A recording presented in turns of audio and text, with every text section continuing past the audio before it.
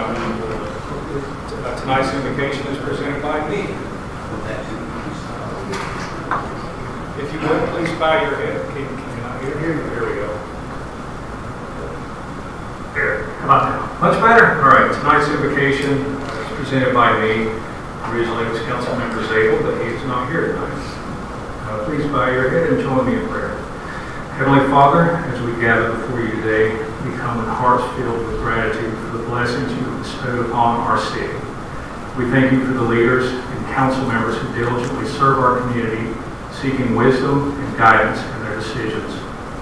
Grant them, O Lord, a spirit of unity and understanding as they deliberate over matters that affect the lives of those they serve.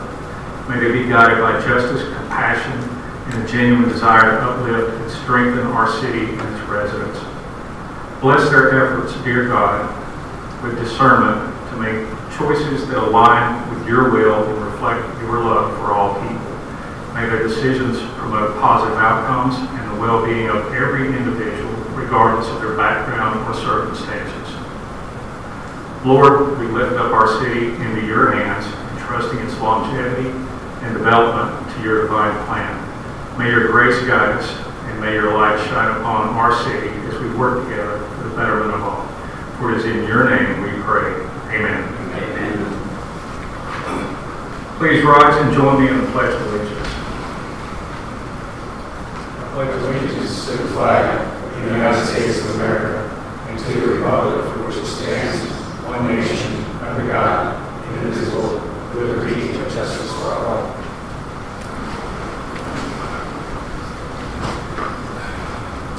Ms. Gentry, would you please call the roll?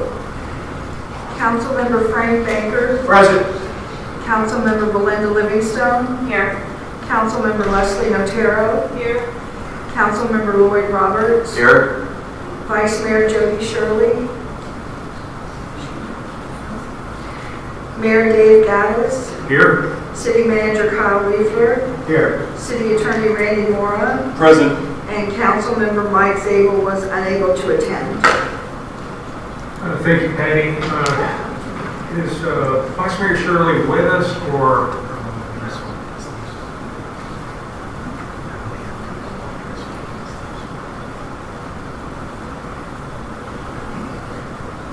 Doesn't look like it, no. not at this time? All right. The first item number 1, is approval of the agenda. Do I have a motion to approve?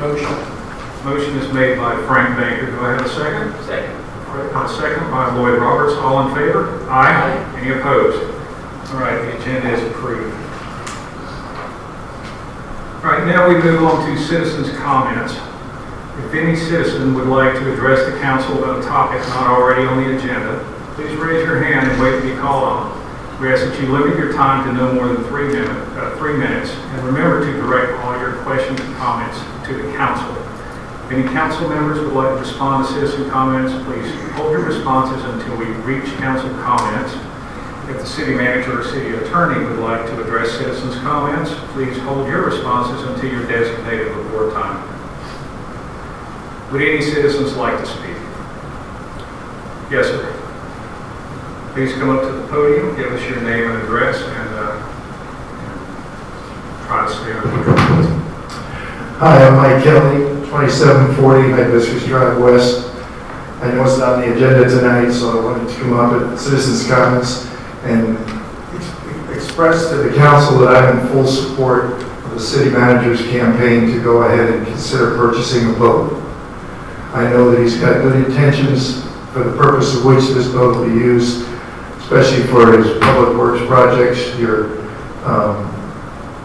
other projects that give us problems that the boat would definitely help. One of which, and in 2003 we had our own police boat here, and they actually did a lot of maintenance of all things on the buoys. The buoys get barnacles all the time. They get heavy. They start to sink. And we actually had our police and our public works departments at that time going around maintaining the inside and the outside buoys. So I just want to wish God well moving forward on it, and you've got my support if you need any help. Thank you. Thank you, Mr. Kelly. Would any other citizens like to speak on this topic or any other topic? Okay, do we have any citizens online? Oh, yes, sir.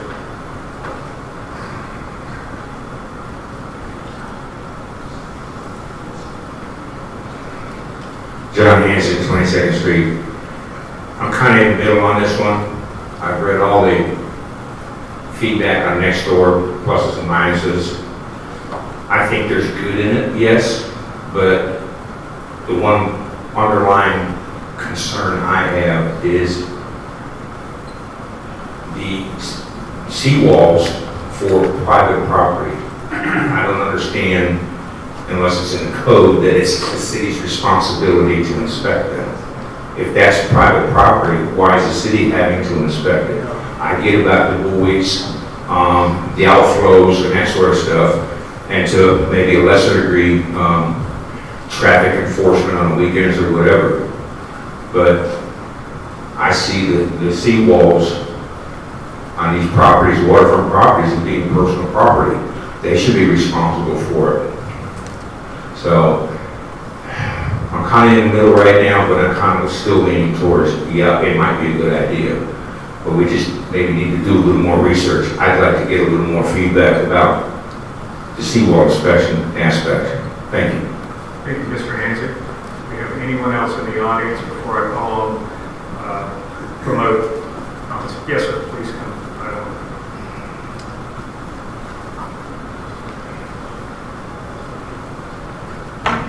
Good evening. Bill Lust, Hibiscus Drive West. Thanks for your time. I'll tag on to what Mr. Hansick just said. Yeah, kind of interesting. I heard about the boat. I initially thought, it's a ridiculous idea. But as in everything, I started looking into it, doing my own research, listening to the city manager. I think that's my focus to stand up today, is to support the city manager. I trust what he's doing. I trust that as a city manager, he feels this is long-term. This is something that will help him and his staff. I don't think it's fiscally irresponsible, which I think we need to step back sometimes and look at what do we do overall. We're pretty smart right now. We're pretty smart with what we're making decisions on. So I trust that piece. Just to help with the argument on both sides, I'll give you just a couple pieces of data. First of all, did you know, actually I wasn't even surprised, that's our history, that's Mike Kelly speaking, and we used to have a boat and it did more than policing when we had a police department. So that's a nice precedent. Other cities, Clearwater, Dunedin, even Madeira, sometimes we compare ourselves to them. They have marinas, their municipalities, they have a boat. It's nothing tied to some of the information I've seen fly around. They have skiffs. They do a lot of maintenance. I think if I were the city manager, you might want to step back and just revise some of your comments. If this is something you really feel we need, revise some of the comments in the use case scenarios for the citizens.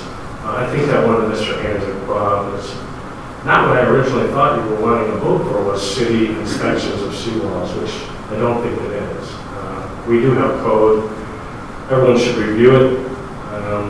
I'm starting to see things around divers on boats and inspecting cracks, and I just know that that's not your intent.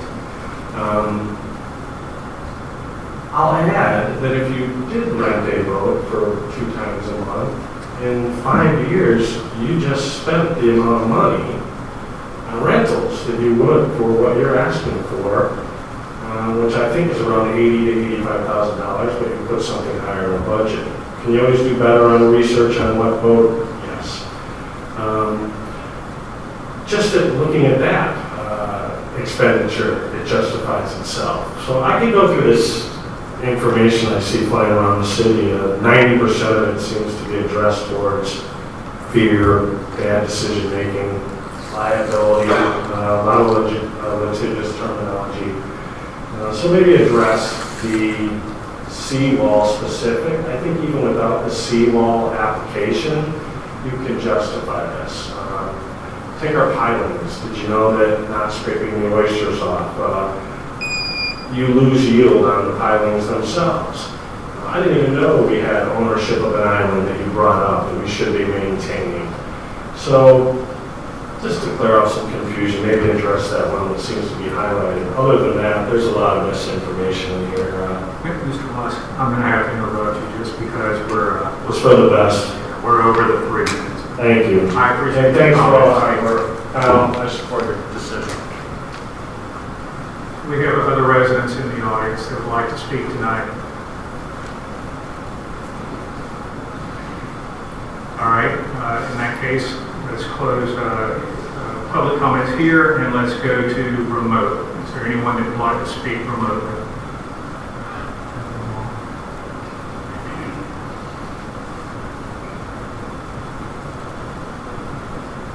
Yes.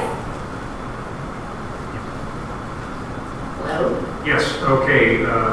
Please give us your name and your address, please. Roger and Deborah Mall, 115 Causeway Boulevard. And Roger, you're going to give me 3 minutes in case I run over? Yes. Okay, please go right ahead. I want to voice our opinion on the purchasing of a $100,000 boat. In the July 24th minutes from the City Council work session, the following reasons were stated to purchase a boat. First of all, to check stormwater outfalls once a month. A boat would negate the need to get permission from private property owners to check these outfalls. How many of these outfalls are actually on private property? We've been here over 20 years and we've not heard that this is a significant problem. If it is, maybe it would be cheaper to rent a boat for a day a month to check the outfalls that we can't get access to. And I've actually talked to one of the rental boat companies, and I don't believe that it would exceed the cost of buying a boat over a 5-year period of renting it. Continual buoy maintenance. From the past meetings over the years, we've never employed a person qualified to set buoys. So I don't understand how we could have a person who would be qualified on staff to maintain them. If you've ever swam out to the buoys, you guys would know that the water is not clear out there, and checking on them would require scuba or dive gear. So does our insurance cover our employees to do this type of work? You've heard people speak about the seawalls. I do not believe we should ever get in that business. I think it exposes us to problems with our citizens, liabilities, and other things. We have other options available. We can require homeowners to provide their own inspections on an annual basis and get a permit to have their seawall. As far as the South Island monitoring goes, we've lived here again over 20 years and it's never been a big issue. Our current boat can monitor it. Maybe we could put together a volunteer group as we do for the bridge and the beach. Remember, we don't own the bridge and we don't own a good portion of the beach where we pick up trash and things. So it would, our island should really take precedent with our own volunteer groups. As far as another issue is objects in the water and underground debris. Our residents pay taxes that cover the Pinellas County Sheriff's boats and Coast Guard to handle this. Do we have anyone qualified on staff to remove underground debris? Most responsible owners will remove small objects from the water when they can, and if they're too big, then we do have agencies we can call. Dead fish. Again, our residents pay taxes and the county contracts out for this. Why should we double tax our residents to perform this task? I realize that the smell affects waterfront owners probably more than non-waterfront owners, but there are positives and negatives to living on the water. Another issue that was listed was derelict vessels. We cannot go aboard these vessels. It's trespassing and it can be dangerous. Again, we pay taxes for the sheriffs and the Coast Guard to handle derelict vessels. These minutes state that we would have 2 routine bi-weekly patrols, plus maintenance issues and projects. Our current public works staff is very overworked. Who's going to conduct 2 bi-weekly patrols? I assume we would need to hire a boat captain and at least 1 additional qualified person to do that. That would be a considerable expense. In these minutes, the pros and cons of renting a boat were reviewed, yet only cons were stated. Those cons were timely accessibility to a rental boat, having a suitable model of a boat available that we required, and liability. There was no mention of the pros of renting a boat, such as no maintenance costs when you rent a boat, no insurance costs when you rent a boat, and no budget item replacement costs when renting a boat. Liability is an issue, I think, whether we rent or own a boat. However, I would guess our liability is higher if we own it. I believe that it is the council's job to provide our citizens with complete information, and I think he got the call. Also, I found the statistics of taxable values and comparative costs presented at that meeting extremely biased. First, to not include the condos in the statistics is skewing the data. Condo owners are part of our city and deserve to be included in all data. To compare harborfront property with our city streets is a faulty analogy. Regardless of whether you live on the water, you must use our streets to get to your house and to get in and out of the city. So there's no relevance in comparing city streets to harborfront property. We have to maintain our city streets for all citizens. For the record, another comparison was made to spending $50,000 on a tractor to rake our beach. I'm actually not for this. Another point, according to our city manager's data, we have 1.1 miles of beach in our city. To spend $50,000 to rake 4 or 5 times a year is crazy. Again, we could hire it out or do nothing. We actually rake more Bel Air Shore Beach than Long Beach, and most of that is private property. Do we get permission from each homeowner to access their property to rake it? And if we do, why aren't we collecting a fee from them? I'm also against the term limit changes on there as proposed. We passed term limits a while back for a reason. Currently, the maximum time a resident can serve on council is 6 years. Then they must take a break for 1 year, one term before running again. The change to 4-year terms and expanding the limit to 3 terms means that a council member can serve 12 years without being timed out. Ms. Mall, I believe you've exhausted your 6 minutes. Is that correct? All right. Patty? Thank you. Okay. Thank you very much. Do we have anyone else who would like to speak remotely?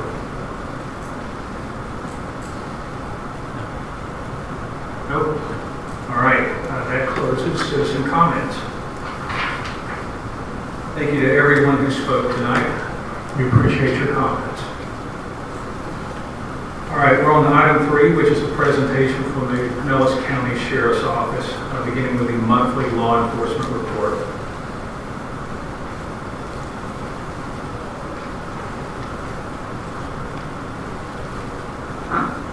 Good afternoon, I'm Deputy Corporal with the Pinellas County Sheriff's Office. Here presents you our statistics for the month of June. There was a total of 789 events in the city of Bel Air, consisting of various directed patrols, house checks, and traffic stops.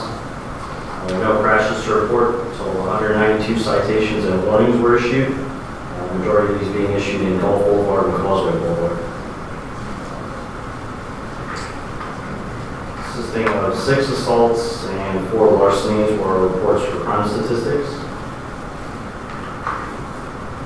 And a total of 4 people were arrested, varying from traffic infractions to arrests. Any questions? Council? Questions, comments? I do have a question. Yes, sir. Without going into identity specifics, what was the larceny? I don't have those specifics, sir, but I can get them to you. The only thing listed on our statistics is that it was just various thefts, nothing major to note. Thank you very much. Yes, sir. Right now we're on to monthly code enforcement report. Hello, Deputy. Good evening, Mr. Mayor, council members, staff, and citizens. Steve Clappy for the record. For the month of July, kept pretty busy. Again, continuing keeping up with a lot of the growth problems as far as weeds and trees. One of the biggest things that I had for this month or this last month was parking citations.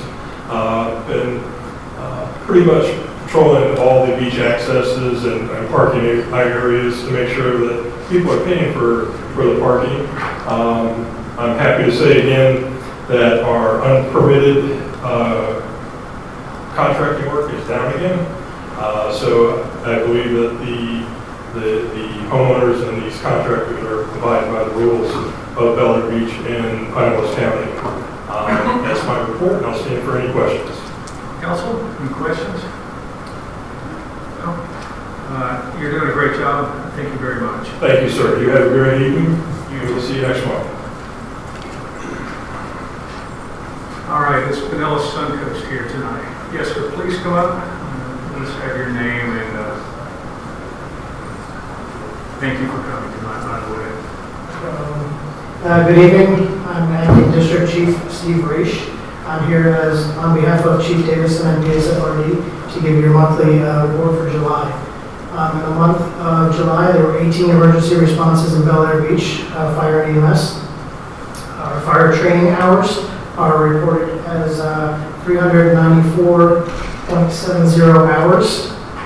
Year to date, we're at 7,355 hours. Medical training hours, 161 hours. Year to date is 773.5 hours. Total combined brings us to 555 hours. And year to date is 8,129 hours. Our update on Fire Prevention Division, our life safety inspectors, our 68 annual inspections have been performed, 127 re-inspections, 197 total inspections, 210 violations that were cited, 35 contacts for public education in July. Our EMS division, the district firefighters and paramedics completed 8 hours of advanced cardiac life support training in July as part of a recertification with Pinellas County EMS that is additional to the medical training that I have already listed above. That is the final report for us. Okay, before I call on the council, I'd like to make a comment. You gave us a lot of data. We don't have anything to back it up or to remember it with. I can possibly write all that down. Yep, we can either send you a copy or I can give it to you again, either one. You know, it'd be great if whenever you guys present, if you would leave a copy for the city clerk to distribute to all of us. I can leave this copy for you. Great, I appreciate it. Do we have any comments or questions from the council? No? All right. All right, thank you for your I time. appreciate you coming out tonight. Thank you. All right, item 5, city attorney report. Mr. Moore. Thank you, and thank you, council, for your indulgence last month as I was traveling and unable to attend the meeting. I did want to take the opportunity, ordinarily I would have done this last month, but I do want to take the opportunity to briefly update you on some recent legislative changes that are starting to take effect between now and the month of October that will impact some of what you see or don't see for that matter. The first is Senate Bill 170. We talked extensively through session about Senate Bill 170. Senate Bill 170 does a few things.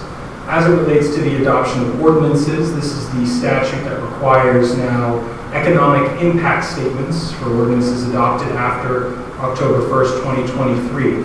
So there will be an element of the staffing now that has to speak to, for any ordinance we adopt, speak to its, with some exceptions for sure. For instance, if an ordinance is adopted pursuant to make it compliant and consistent with state law or something like that. But with putting those exemptions aside, absent an exemption, we'll have to have an economic impact statement or business impact statement. Those should be relatively easy in the city of Bel Air Beach, where you do not have a commercial district to speak of. However, we still may need to note some of the more ancillary effects as you are part of the Barrier Island community with tourism and the like. So that's one thing that came out of Senate Bill 170. Another thing that came out of Senate Bill 170 is the ability for litigants to challenge a city ordinance. As recently as 2019, the legislature adopted a provision that gave litigants challenging an ordinance as preempted the ability to recover attorney's fees. Ordinarily in the American legal system, you don't pay for the other side's lawyer win or lose unless there's a law or a contract that says so. Now there's a law that since 2019, there's been a law that says if somebody challenges a city ordinance that they can, they may have the ability to recover attorney's fees if that ordinance is expressly preempted. This has now been broadened from ordinances that are expressly preempted to those that are arbitrary or unreasonable. No, those terms are not defined. And so if someone brings a challenge that an ordinance is arbitrary or unreasonable and prevails, they have the ability to recover attorney's fees up to $50,000. So that's a new provision. With that, there's also new language that where an ordinance is challenged as arbitrary, unreasonable, or expressly preempted, that the ordinance should be suspended during the pendency of the proceedings, suspension of enforcement. So it's not enforced while the parties argue over whether or not it's legitimate. And there's a lot more nuance there, but that's really some of the major things that came into effect with Senate Bill 170. And those are changes to Chapter 57-112 of the Florida statutes, and I've made your manager aware of these, and we're talking about how we want to adapt as it relates to economic impact statements and the like. Another bill that we should be aware of here is Senate Bill 250. We've talked about this a little bit. Senate Bill 250 is the bill that prohibits a community from adopting more restrictive or burdensome amendments to its comprehensive plan or land development regulations if that community is within partially or entirely 100 miles of where Ian or, what's the name, I'm not remembering at the moment, where Hurricane Ian made landfall. It doesn't say first landfall, it says landfall, which is interesting since it went over a peninsula and made landfall more than one place. Regardless, we are, as the crow flies, within those 100 miles from Cape Costa, where Ian made its initial landfall. And so that prevents the community from adopting any more restrictive land development regulations or comprehensive plan amendments through October of 2024, and it is retroactive to September 28, 2022, the day that Ian made landfall. And so if an ordinance is passed that is deemed to be more restrictive or burdensome as a comprehensive plan or land development regulation, it is deemed void ab initio, meaning as it happened, void from its inception. So that is another gift from the legislature this session. Obviously, there's competing narratives on that. That facilitates redevelopment without government restricting it. The counter argument to that is governments adapt based on what happened in the storm and change their regulations accordingly. Those changes can't be implemented now. We'll see what happens come October 24 when Senate Bill 250's amendments go by the wayside.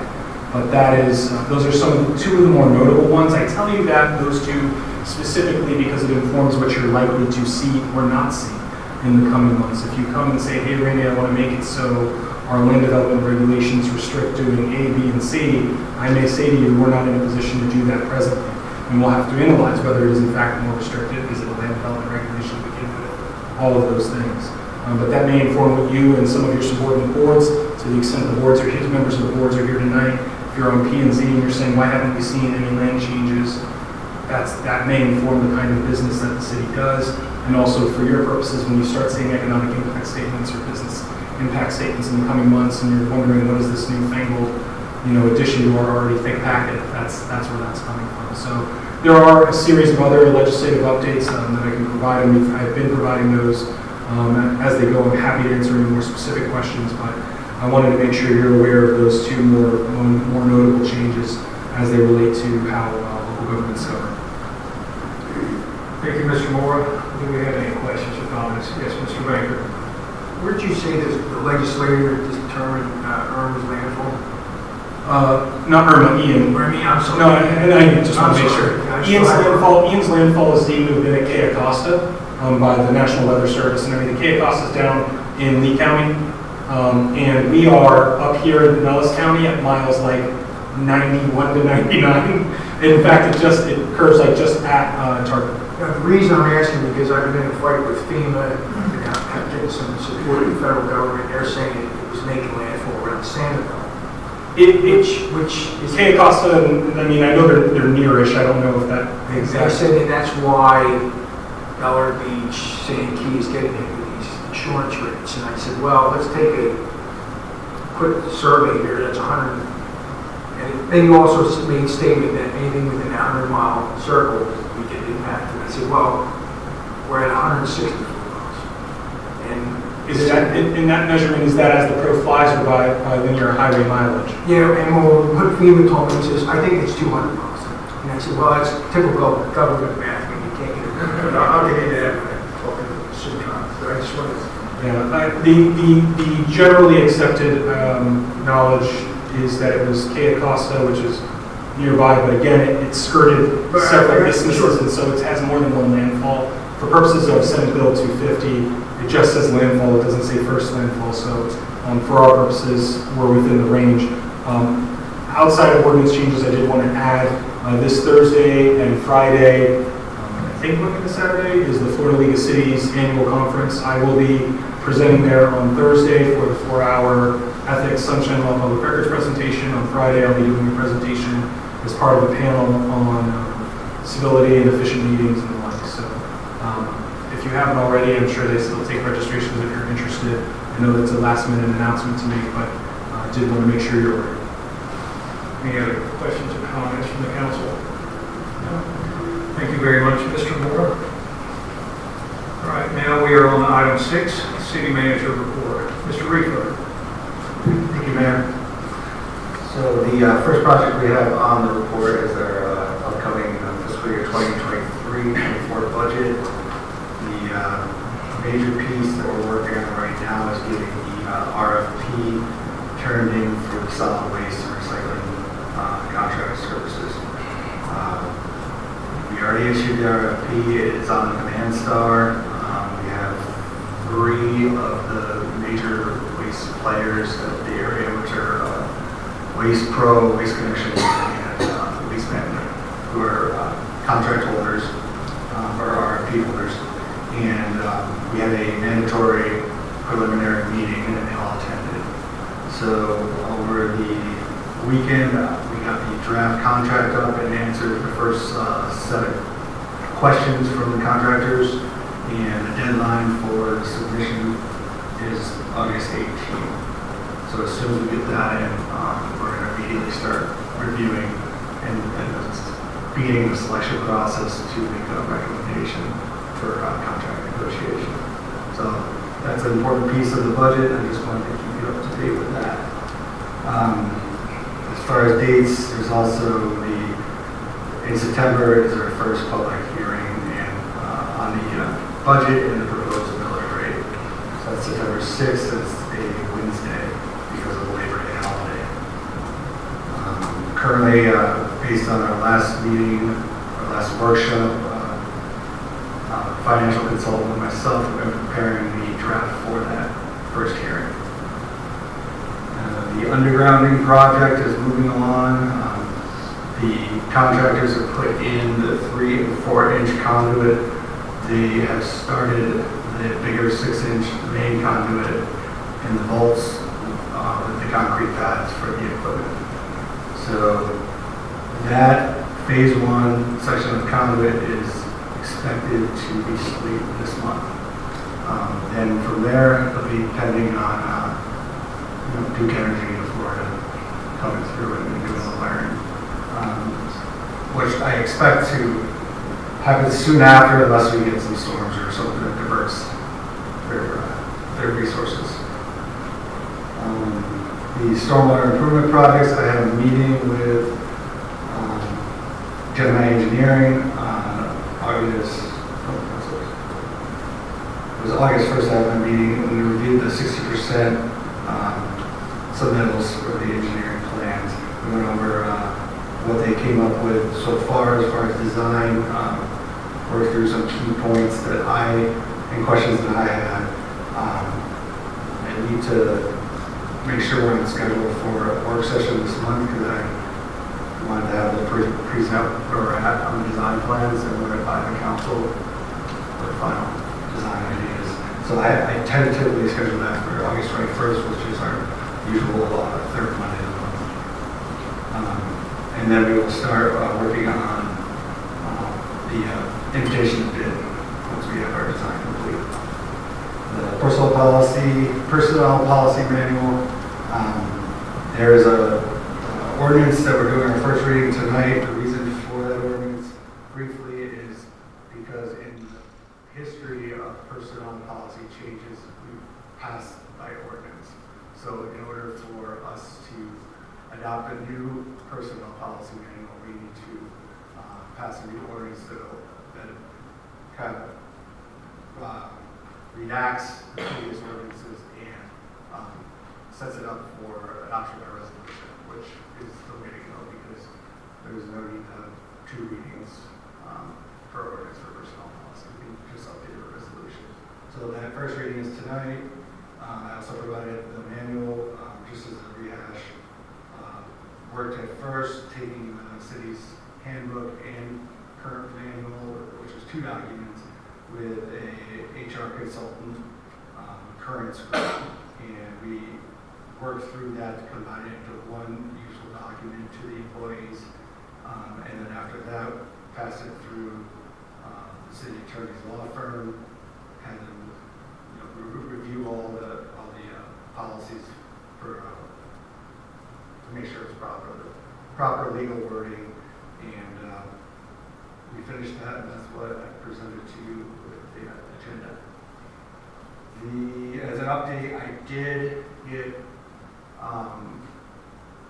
information on the intersection study that was mentioned. It was probably about 4 or 5 months ago. It looks like the county's collected the counts that we talked about, vehicle traffic, pedestrian traffic. Their consultant firm looks to put together the report. It's going to need a couple more months, but they do have the preliminary numbers that they said they can start to assess. I just want to keep up to date on that. Just to go over some of the things that were brought up with the boat purchase, the seawall inspection that kind of got a little out of hand. The main purpose was to be inspecting code violations on the water side of the properties. By no means do we want to thoroughly inspect seawalls or think that we're qualified to inspect seawalls. I think the intention is to, which we see a lot more, is docks failing and lifts failing. The seawalls, we had in the past had a problem with seawalls collapsing into the harbor. The hope would be to identify seawall by general observation that there could be a major issue of failure, and then do what's within our means of trying to prevent one from falling. That would be utilizing our city engineer in our code violation process. That was my thoughts on that. The buoys. So the buoys, there is maintenance that you can do before you actually have to, rework the whole anchor system. And some of that might be as simple as just unclipping the buoy that's in the water and re-tying it to a new buoy. And also, the buoys over time, they build up barnacles around the bases of them. So over time, it kind of affects the buoyancy and sticks the buoy under water. We actually are experiencing that currently. And that would be to prolong the buoy to pull it out of the water and scrape off some of those barnacles to allow it to float and serve its purpose. There was some comments on the fish from red tide and the smell it produces, and they accumulate on the little fingers and the inlets in the harbor. It is true that the county does contract out the fish pickup services, but usually for that to happen, it has to be an extensive fish kill, and in my experience, it's taken 3 weeks to get them in operation. The last fish kill we had, they didn't even activate the contractors, so our staff went out there and picked up all of the fish and got what we could out of the water. But when the experience before that, when we had a fish kill, and they did activate the contractors, we had all our fish picked up before they even got there. And mainly the reason for that is it takes a very long time for those contractors to come through and engage with the fish. And through our experience, the expectation of the residents was that it was fish up a lot faster than that contractor was going to get there. So that's the reason that the staff, with our limited staff, was the reason we picked it all up before they got there. And then some mention of the stats and the streets versus the coastline. Some of those stats are just perspective. I was trying to give some perspective of distance with some other assets the city has. By no means is really trying to directly compare roads to coastline. So, I think that covers it. Council, any questions or comments? Yes, Mr. Roberts. Hi, Kyle. When I did speak with the transportation director for Pinellas County, one of the things he told me they were going to take a look at was the timing of the traffic lights at Gulf Boulevard, right there at that intersection. So it appears to me that they did that. What he was going to do was have some of his staff, many of you have probably noticed that there's cameras there, Causeway Boulevard and Gulf Boulevard. So he was going to have his staff monitor those cameras and see how the traffic flow was going. But and I haven't verified this, but it's pretty apparent to me that they changed some of the cycles for the good. If you're traveling from north to south on Gulf Boulevard and you were trying to make a left-hand turn to go across the bridge, that light didn't stay the green arrow very long. Now it's staying green for a very long time, which I think has helped significantly with the traffic in the morning when people are going to work to be able to make that left-hand turn. So that's a great thing. Also, I've noticed that once that light does turn red for the left-hand turn, if you come up to it, it's apparent to me that they made some changes regarding if you're stopped there for the left-hand turn and there's no traffic coming from the south to the north, that light remains red for just a short period of time. And then the turn arrow turns green pretty rapidly, again, if there's no traffic coming that way. So I think I've gotten feedback from some of our citizens that make that travel in the morning to work, and they've noticed that as well. So I think that the county did a great job with those changes. That it definitely has impacted shortening the left-hand turn lane and backing it up. So that's a good thing. So additionally, on the 60% plan review, what were just a couple of things that you had to discuss with the engineering firm and give them additional info to make some changes with regards to the 60% that they gave to you? So when we looked at 9th Street, I told them that, we need to do whatever kind of improvements we can there at 9th Street.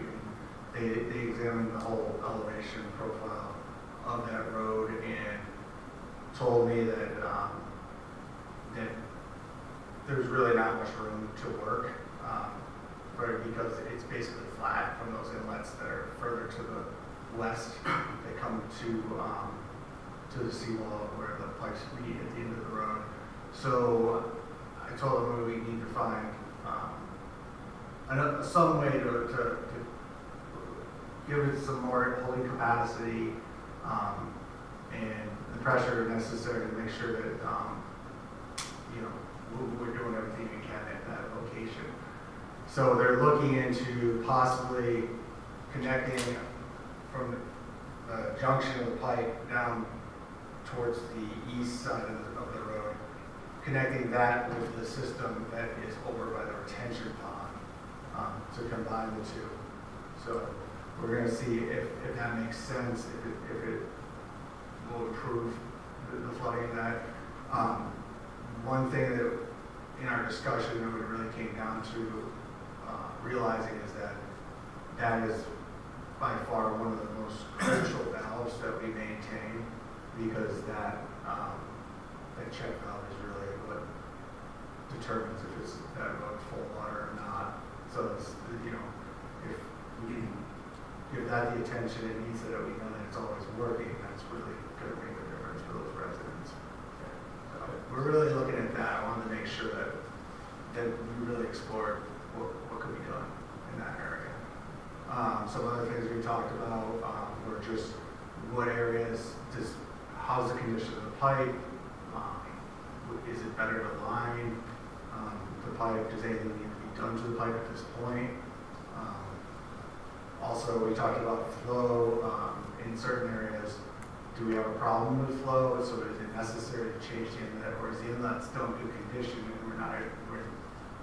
we don't need to do anything to it at all? So we looked at a lot of the different streets and compared the systems, and really, instead of just following what was recommended originally, we sort of used my experience of what I saw, their new survey data of those streets, and kind of came up with a course of action to justify what we're doing out there. Excellent. Thank you. Any other council? No? All right, Mr. Reefer, going back to the crossing, resident reached out, I forwarded the email to you, and you confirmed that we weren't discussing doing that, removing that crossing. Can you confirm that the county has not made that recommendation also? They have not. They're just collecting data at this point, so Okay. they're going to tell us what they find. Unless they got a rabbit in a hat somewhere, I don't see that as a practical solution ever, because they'll never be able to leave their street. So I just wanted to go on record and say that. Also, I appreciate you clarifying your easily convincing argument for justification of a vote. However, I think hopefully we've learned some valuable lessons about how you present where you want to spend money in Bel Air Beach.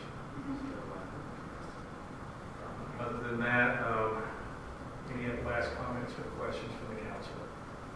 No? All right. Thank you very much, Mr. Reefer. All right, we're up to number 7. This is the city clerk report. Ms. Gentry, you have the floor. My report is just an overview of the meetings and hearings that we've had this past month, and the most significant being the Big C meeting where the topic was beach nourishment. And that's my report. Thank you very much, Ms. Gentry. Any questions or comments for Ms. Gentry? All right. Let's move on to the consent agenda. This is items 8 through 11. This is for approval of the July 10th, 2023 City Council meeting minutes, approval of the July 17th, 2023 budget workshop minutes, approval of the July 17th, 2023 special City Council meeting minutes, and approval of the July 24th, 2023 City Council work session minutes.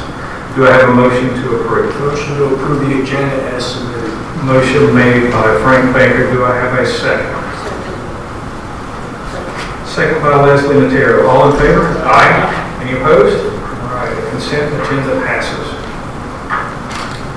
Now we are on to the regular agenda. This is item number 12, consideration of ordinance 23-04. Mr. Moore, would you mind reading the ordinance?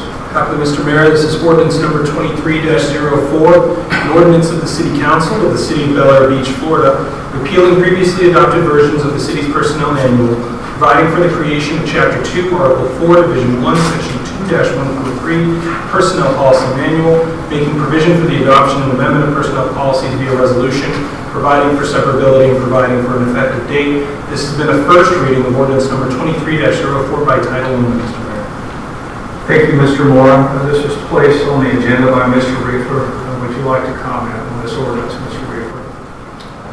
Yes, I covered a little bit of it in my manager report.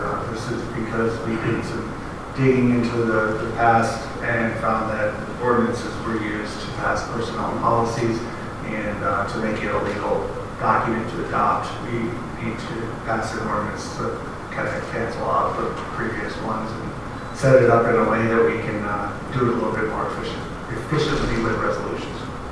Thank you, Mr. Reefer. Before we go to the council, would any citizen like to comment on this proposed ordinance?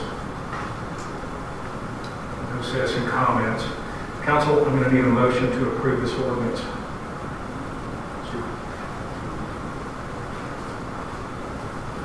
Was somebody raising their hand remotely? No? I need a motion to approve this ordinance. Motion to approve. All right, motion made by Ms. Livingstone. Do I have a second? Second. Second by Mr. Roberts. Ms. Livingstone, you have the floor. No, I think Kyle explained himself very well. I think it's extremely important to update your policies and procedures, so thank you for taking care of this. Thank you, Ms. Livingstone. Anyone else like to make a comment? Yes. I have a couple comments in here. In some places it refers to a city manager, in other places it just refers to a manager. I'm assuming that's the same. Yes, that is the same. I can go through and have that. Pardon? I can have that changed out to all city manager. On page 11, we talked about the personnel director. We don't have one of those. Is that, are we back to city manager?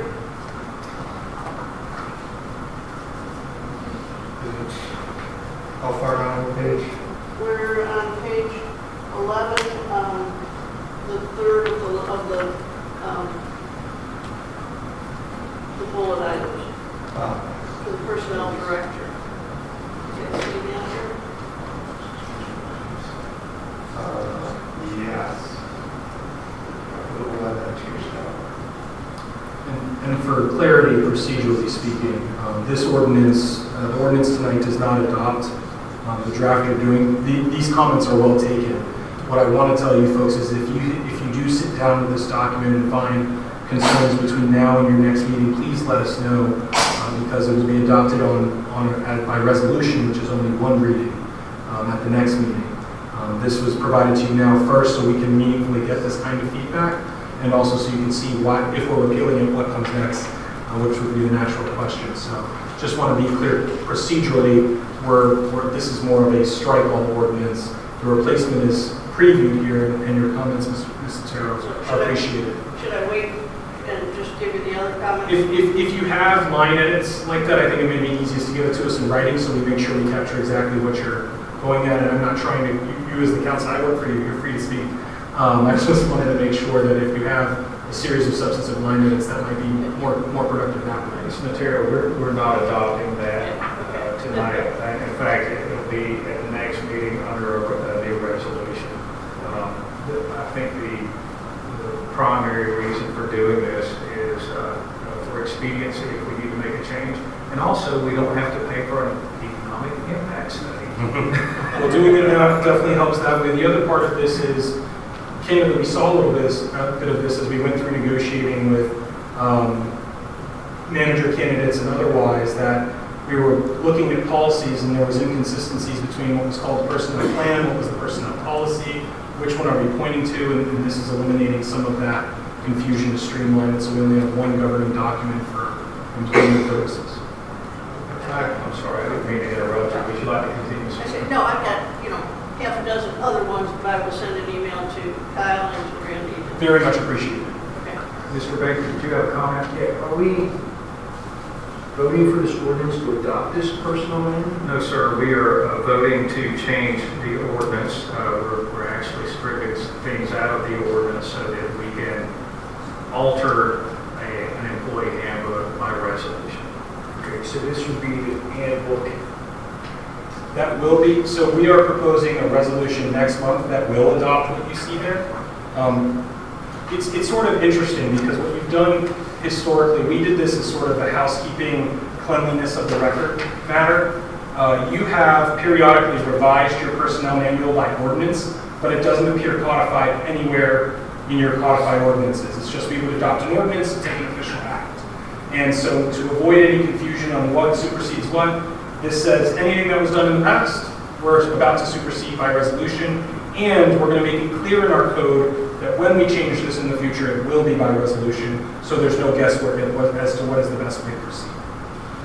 My biggest complaint is on page 5, employment at will, and page 11, disciplinary action and discharge. There's no just cause standard in there. I could never vote for any employment at will. I'm sure it'll get passed. Kyle, you're a great guy. I think the employees love you, but God forbid you leave us or something happens to you, and we hire a Tilda on, that's why we couldn't vote for this. Feedback's appreciated. Any other questions or comments? All right, well, let's take it to a vote. Ms. Gentry, this is to approve ordinance 23-04. Would you please call the roll? Councilmember Baker, On the ordinance, yes. Councilmember Livingston, Yes. Councilmember Notaro, Yes. Councilmember Roberts, Aye.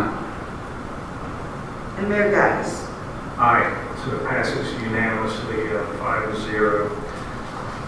We will have the second reading and final vote next month.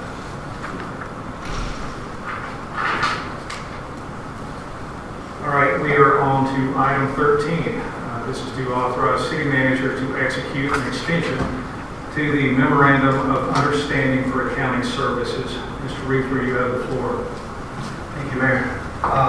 So this is our financial consultant, Andrew Tess, he's CPA, and under him works Heather, who is our day-to-day person. This agreement is a continuing agreement, and it actually has written into it that they get a 3%. If we continue the agreement annually, they get a 3%. So we started this with them as early as 2019, and we've been at that 3% rate. This is just an official acceptance of that we're going to continue to use them at the new rate, which is an increase of 3%, and that is budgeted in our upcoming budget to meet that requirement. So I included the current memorandum of understanding and the pass along with the agreement for reference. Thank you, Mr. Reefer. Let's go to the citizens for comments. Would anyone like to speak on this topic?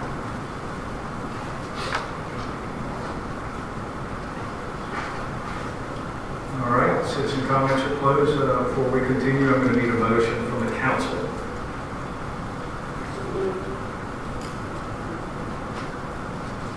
Second? Second. All right, Ms. Notaro, you have the floor.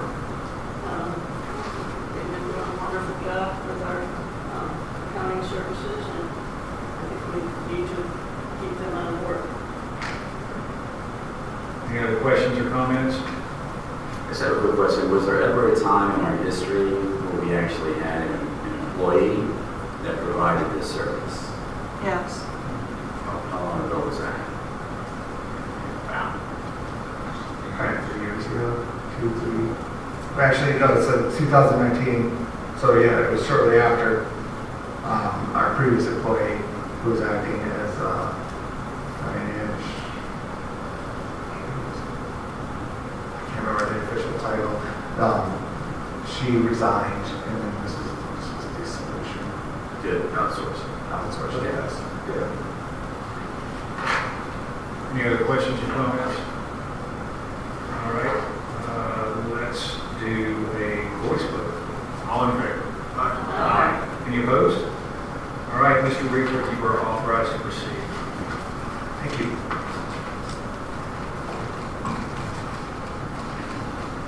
All right, next up, item 14, authorization, or this is to authorize the city manager to execute a service agreement with Victor. I said it earlier. Period. Okay. Mr. Reefer. Thank you, Mayor. So this is the outcome of the past 2 meetings, trial of this equipment that he's been setting up. Basically, when we started doing the Zoom software for our meetings, we purchased a kind of a classroom style camera. It's a wide zoom, but when we put it into action, we sort of realized it doesn't really focus in well on anything. So the people at home watching just see this hazy screen of what's going on, and it's tough to follow.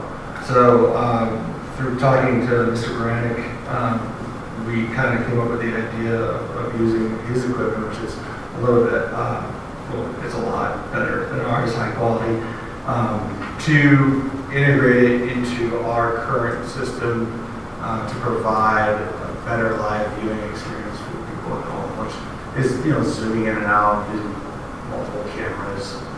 He has a much better microphone that kind of picks up the room. So over those 2 meetings we were testing, and I saw the improvement from first meeting to second meeting, and he's continuing to improve it already. So this agreement, it incorporates him, the extra manpower needed to do all the administration of the cameras, the operation of the cameras, the microphone. And also the plus is, like, as we saw tonight, when we have remote speakers, he's at the helm to control all that for us. So that's kind of a solution we needed. So yeah, I believe that the price that he's offered to do this service is, I recommend that we take it. I think it drastically improves the viewing for people that want to watch a meeting from home. And the more residents we can get to participate and watch the meetings, I think it's a good thing. Thank you, Mr. Reefer. Before we continue with the council, we can go to the citizens for comments. Anyone like to speak? All right, citizen comments are closed. Before we continue, I'm going to need a motion from the council to authorize city manager to execute the service agreement. I move that we do exactly that. That we allow our city manager to negotiate or to work with the firm that we're working with and execute this contract to provide the additional service. Did you get all that, Patty? Would anyone like to second that? Second. Mr. Roberts, you have the floor. Thank you. Yeah, I think it's obvious that this is going to provide a better product for our citizens at a fee that's not really that bad. So I think anytime we can do that, and if this allows more citizens to participate in our meetings, that's a good thing. So that's why I'm in favor. Other questions or comments? I would like to say that I'm very impressed with what I've seen so far. I'm sure that this is a service. The way that everything's changed, there's still room for improvement. But I think that as we have more and more meetings, you will definitely get it dialed in. My only complaint at this time is sound. I don't know how we can get on top of it.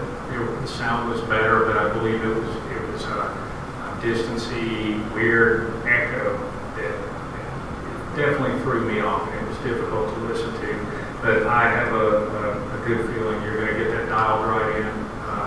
And don't be afraid to, if we move forward with this, don't be afraid to come to us and say, hey, I need you to speak up a little louder in the next meeting, or get the microphone closer, or whatever. Any other questions or comments? No? All right, let's take it to a voice vote. All in favor? Aye. Any opposed? All right, congratulations, Victor. Look forward to working with you. And Mr. Reefer, you are authorized to proceed. Thank you. All right, we are now on to unfinished business. Do we have any unfinished business? No? All right. We're now up to City Council comments. This month, we begin with Councilmember Livingstone. Thank you. So I just wanted to talk for a minute about citizen comments. I really appreciate everybody's feedback. Our job is to take the expertise of City Manager Riefler and Attorney Mora, and with your guidance, help to make what's right decision for the city. So all city comments are very much appreciated. I think sometimes there might be some data out there that's not accurate, but the fact that that's why we come together to talk about that and to bring everybody back into perspective. And I believe it was Mr. Lusk, I believe, that stated there were several other barrier island cities that also had a vote. I wasn't aware of that, so that feedback I really appreciated, as well as everybody else's feedback. So let's utilize our time wisely and use our citizen comments, use our time to express how you feel about things, because that's going to help us make our decisions and do what's right for the city. So Thank you, Ms. Livingstone. I guess it was ladies first tonight. Ms. Matera, your next. No comments. Okay. Ms. Roberts. Nothing new. And Mr. Baker. I've been speaking about flood insurance these past meetings. I've been working with Senator Scott's office and getting frustrated, to say the least. We finally went to FEMA, I spoke about a month ago. We got a generic political letter back from them. I was pushing the issue a little bit farther at FEMA's, and we found out that there's a case 2.23 CD 01839 filed against the NFIP and FEMA. And these are all the reasons I've been citing now. Towns and cities, and there's 10 states that have entered into this lawsuit against FEMA and FIP. Towns and cities cannot find their discounts that they've been afforded under 2.0, FEMA 2.0. It also, when a citizen like myself complains or a resident complains and says, hey, I got a flood elevation certificate, I'm 4 feet above this, I should be getting 40% off of my flood rates. FEMA cannot give any answers to this. So this suit was filed. It's supposed to be expedited, but we know how the government works. They're hoping to get an answer back sometime this year. I don't know if there's going to be retributions, recovery of money or whatever like that, but this is a mess and a half. I just want to chime in on the purchase of the boat too. I don't think it is to our best interest within our city to buy a boat for a price of 85 to 100 grand. Reasons: one, we do not have the staff equipped to maintain and perform the tasks required. I want to note, we only have 2 maintenance workers here. They can barely keep up with their agenda now. We further have to purchase underwater equipment or some other duties noted if we do buy the boat, because of the duties about inspecting buoys and everything like that, possibly going into the water. We may need 3 people on the boat according to Coast Guard standards. Renting the boat, we could enter into a lease if so needed. This would omit maintenance, storage, insurance. I want to note, the boat insurance presently is $4 grand a year we can quote. Arguments of leasing and purchasing, I've been talking to citizens. Some say it's better to just buy the boat, and in a couple of years, if we lease the boat, it would pay for itself. Well, I did some research on that. If I'm a tourist and I want to go buy or rent a pontoon boat, it'll cost me $500 for 6 hours. Times 2, okay, we're going to use it twice a month, that's $12,000 a year. Times 5, that's $60,000. Minus $4,000 times 5 years for the insurance, that's $20,000. We're now down to $40,000, and that's using a pontoon boat as a tourist. We could simply enter a lease with a boat company, get the boat whenever we want it, use the boat when we need it.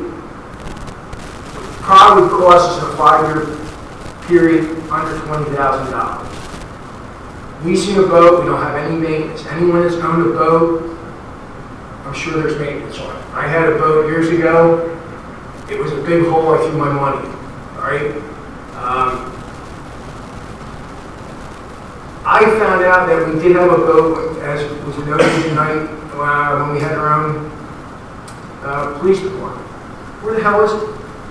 I heard we gave it to the Pinellas County Police. Whenever the Sheriff's Department took over our entire operation, they got all the equipment, all the inventory. The sheriff subsequently sold it. Money lost. So I'm totally against buying a boat. Kyle, I think you're a great guy. I think some of the arguments you made, maybe we do need to use a boat every now and then, but I just don't think this city can afford $100,000 for a boat. We don't have commercial business in this city. If we keep these spending habits up, what's going to happen? I don't believe any of Rocks has a boat. Sankey doesn't have a boat. I'm just dead against it. Thank you. Thank you, Mr. Baker. All right. Concerning beach nourishment. On the 26th of July, Bel Air Beach hosted the Big C, where County Administrator Barry Burton and Public Works Director Kelly Levy discussed the dilemma created by the Army Corps of Engineers and their digging in on requiring 100% easements, which, by the way, they got ours. They also responded to the multiple demands that they've received from myself and other mayors to immediately self-fund the nourishment projects with the TDC money that has been reserved for that very purpose. Many of you may have seen that it's about $36 million at this moment of our money, because anybody who pays a bed tax, it goes into that fund. And by the way, that's only a half cent on every dollar collected. The rest of it goes to advertising, primarily all over the world, to bring people here to, guess what, see the beach that's no longer here. So last week, there's some good news. Last week, the Board of County Commissioners voted to place me on the, you're not going to believe this, the Tourist Development Council. By serving on the TDC, my primary function will be to keep reminding its members the importance of maintaining our shoreline while urging the county to increase the bed tax and to do the right thing, and let's go it alone and quit waiting on the Army Corps of Engineers to change their mind. If others are able to put an end to this stalemate at a later date, they should have no issues with us protecting our land during the Corps project blackout. Also, last week, I had a web conference with Representative Luna's Chief of Staff and Clifford Gibbons of Bel Air Beach. I wanted Mr. Gibbons to have the opportunity to share his ideas on how to motivate the Army Corps. Ms. Matera, you may have recalled he was an important player in making that happen. They were receptive to Mr. Gibbons' ideas, but assured us his suggested tactics had already been tried and fallen flat. They have another plan to permanently resolve the problem of the Corps' requirements, but will not be able to implement it until sometime next year. Basically, what they're going to do is they're going to insert some language that will prevent the Army Corps from being able to do this ever again. Supposedly. We'll see if that actually happens or not, but right now I have no reason to believe otherwise. I was assured that Representative Luna had made beach nourishment her top priority while she is in office and plans to hold a Q&A session for all mayors on the Big C on August the 14th. Let's hope that she has some good news for us. Finally, I'd like to thank everyone who took the time to contact me directly concerning the possible purchase of a city-owned boat. Even more so, I'd like to thank all those who cared enough about our city to look beyond a social media post and an anonymous email from a fictitious organization for the whole truth. As always, I'd like to thank everyone who came out tonight and to those who also watched this meeting remotely. Would anyone like to make a motion? Motion to Mr. Bankers, do I have a second? Second. Mr. Roberts, all in favor? Aye. Any opposed? Good night, everyone.